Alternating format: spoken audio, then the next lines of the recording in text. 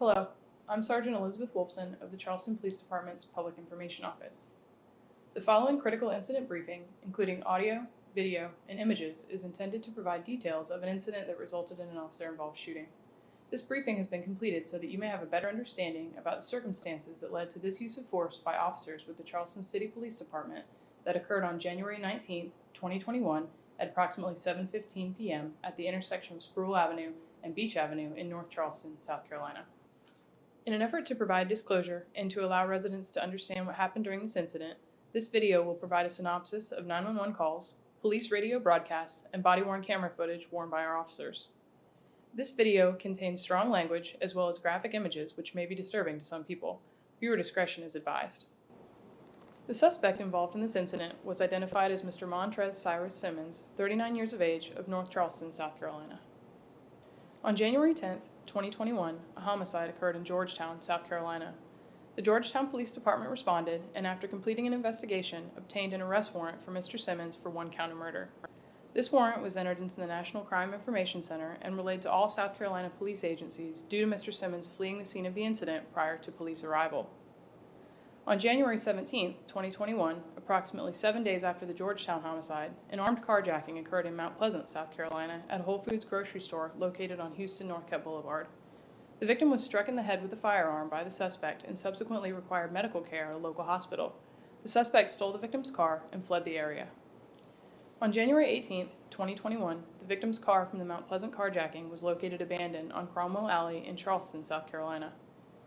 In the early afternoon of January 19th, the Mount Pleasant Police Department released a wanted flyer identifying Mr. Simmons as a suspect in that crime, and it was distributed to surrounding law enforcement agencies to include the Charleston Police Department. An arrest warrant was issued for Mr. Simmons regarding this incident.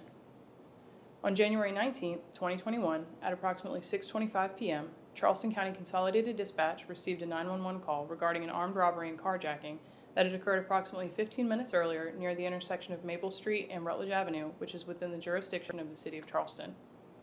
The elderly 77-year-old victim called 911 and advised that a subject had put a gun to his head, threatened to kill him, stole money and took the keys to his car, and subsequently drove away in his vehicle. The victim described the gun used by the suspect as looking like a Glock. The victim described the subject as a black male, 40 to 50 years of age, wearing a white coat and white hat. The victim also gave dispatch a description of his vehicle, describing it as a 2003 Toyota Avalon, dark green in color, with a partial plate of 137. The following is a recording of pertinent portions of that 911 call, which has been edited for brevity. 911, what's the address of the emergency? I'm at, my report is on Maple and Rutledge. This guy walked up behind me and put a gun to my head, and I had a $1 bill in my hand, and I had just played some numbers, the lotto, and my car keys, and he took my car keys, and he got in the car and he drove off, and I only had $1. CPD patrol officers were dispatched to the victim's location as a result of the 911 call. The following is dispatch audio from police radio. Dispatch 2108 advising of a robbery. An individual, Maple and Rutledge. Caller advised about 15 minutes ago a male put a gun to his head, stole his cash and his car keys. Caller walked home. Again, stand by for further. While officers were responding to the call, Consolidated Dispatch gave a description of the victim's stolen vehicle to all officers working within the area. The initial responding patrol officer arrived at the victim's residence and began to investigate the incident with the assistance of Charleston Police Department detectives. Total information is that it's going to be a 2003 dark green Toyota Avalon, unknown tags at this time, occupied by a black male, 40 to 50 years of age, floral mask, white coat, white hat.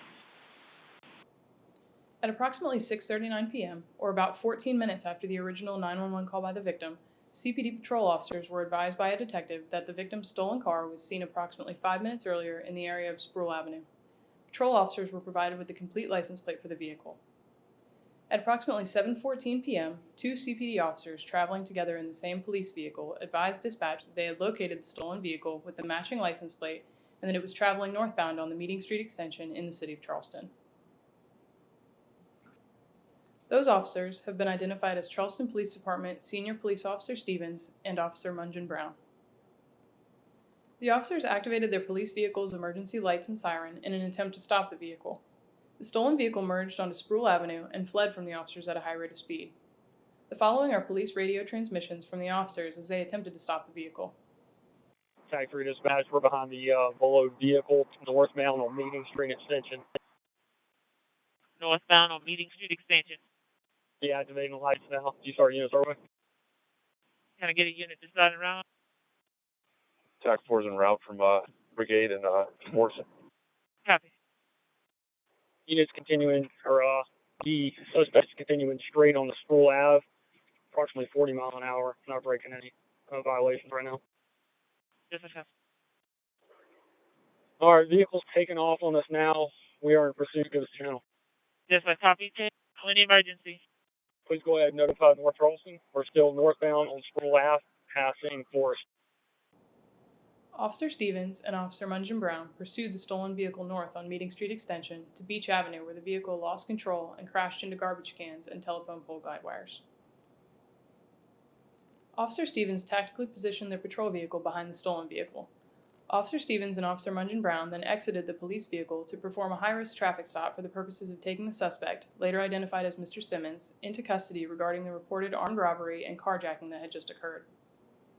Both officers attempted to communicate with Mr. Simmons, who was still in the driver's seat of the vehicle. The following is body-worn camera footage from both officers at the traffic stop regarding this dynamic incident. The video includes raw, unedited footage from both officers from the moment they turned on their body-worn cameras until the moment the scene was secured. In this video, you will hear the officers' commands of "Police, don't move. Let me see your hands. Let me see your hands. Put your hands out the window." Mr. Simmons can be heard stating "No" to the officers' commands. Per an independent investigation conducted by the South Carolina Law Enforcement Division, Mr. Simmons armed himself with a firearm as he exited the vehicle. He then presented the firearm in a dangerous and reckless manner, threatening the lives of both law enforcement officers. Viewers are reminded that while body-worn camera footage is important in determining the facts surrounding an incident, often, due to the positioning of an officer, obstructions, or the dynamics of a situation, critical information observed by an involved officer may not be captured by the camera. In this incident, due to the positioning of Officer Stevens and Officer Munjan Brown while they sought cover behind their police vehicle's doors, you will not see the actual use of force or the actual discharge of a firearm. Once again, due to strong language and graphic images, viewer discretion is advised. Units continuing, or the suspects continuing straight on the Sproul Ave, approximately 40 mile an hour, not breaking any violations right now.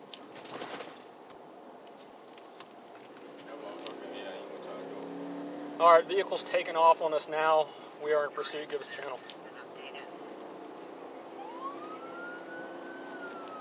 Please go ahead and notify North Charleston. We're still northbound on Sproul Ave, passing Forest. Can you take over comms? Yeah, I got you. Comm stop. Yeah, I think Cohen stopped right at this point. Wrecked out. Felony stop. Please don't move! Let me see your hands! Let me see your hands! Put your hands up! Put your hands out the window! To the back of the car! To the back of the car!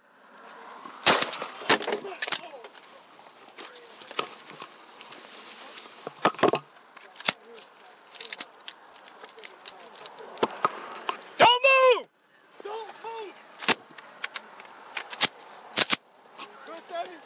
Yep, I'm good. My weapon's back up. Went down momentarily. Put your hands out! Put your hands out! Move hands! Do not move!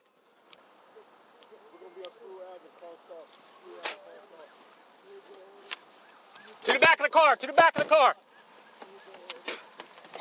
Do not move, you understand? Where's your firearm at? Do not move!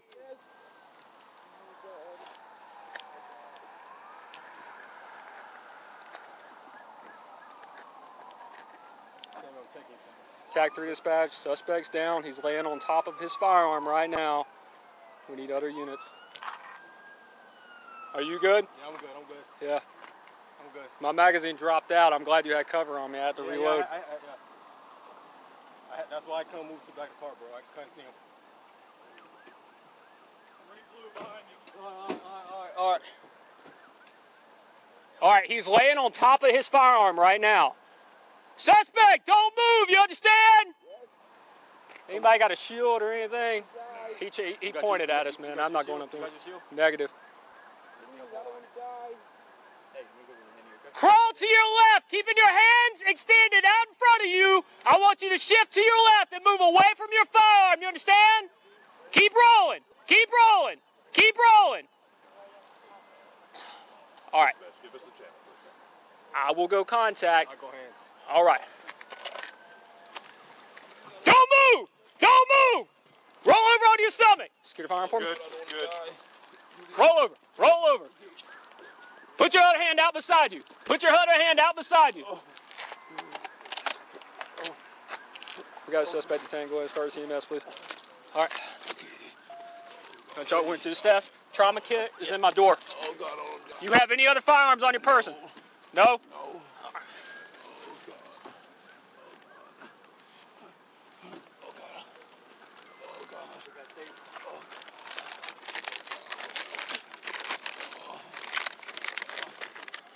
Yeah, you got a chest seal? No, I don't think anything's in there, man. Yeah, chest seal. You got Something. you got one of the...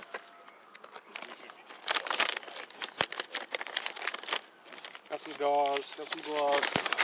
Hey, brother, what's your name, man? Who? I know, man. I know. What's your name, man? Simmons?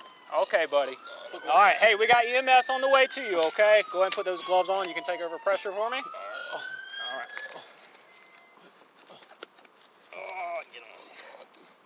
Okay, you're all right, man. We're going to take care of you, okay? Just let me die. We're not going to let you die, all right, man? Mr. Simmons, we're going to take good care of you, okay, buddy? No, let me die. No. We're going to keep you alive, okay?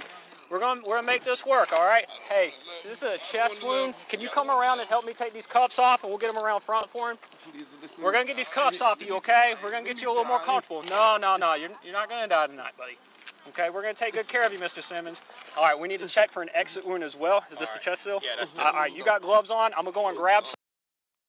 Recording. He ain't stopping, bro. Units continuing, or the suspect's continuing straight on the Sproul Ave, approximately 40 miles an hour, no breaking no violations right now. That motherfucker, yeah, he gonna try to go. All right, vehicle's taking off on us now. We are in pursuit of this channel.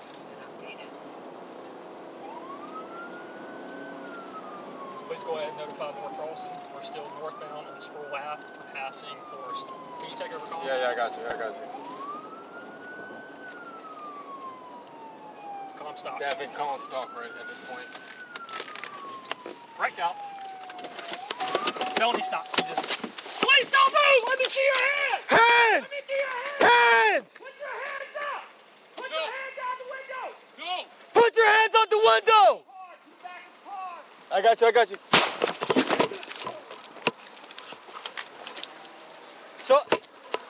Shots fired. Suspect is down. Don't move! You good, Sammy? Yep, I'm good. My weapon's back up. All right. Okay, I'm momentarily. Put your hands out! Put your hands out! Both hands! Do not move!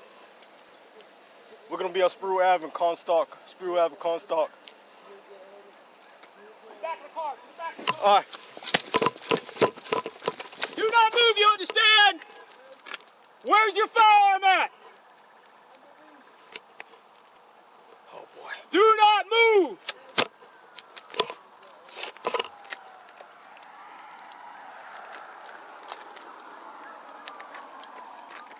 Sammy, I'm checking you, Sammy. You good? Suspect's down. He's laying on top of his firearm right now. Are you good? Yeah, I'm good. I'm good. My magazine dropped out. I'm glad you had cover on that. Yeah. That's why I couldn't move to the back of the car, bro. I couldn't see him. All right. All right, he's laying on top of his firearm right now. Suspect, don't move, you understand? Anybody got a shield or anything? No. He pointed at us. You got your shield? Negative. Just stay up online. Hey, let me go to the menu, okay? Crawl to your left, keeping your hands extended out in front of you. I want you to shift to your left and move away from your firearm. You understand? Keep rolling. Keep rolling. Keep rolling. All right. Dispatch, give us the channel for a second. I will go contact. I go hands. All right. Don't move! Don't move! Roll over on your stomach. Good, I don't want to die. Roll over. Roll over. Put your other hand out beside you. Put your other hand out beside you. You guys suspect the tango and start seeing that please. All right. Y'all went to the stash. Trauma kit. During this incident, Officer Stevens fired his duty weapon one time, striking Mr. Simmons.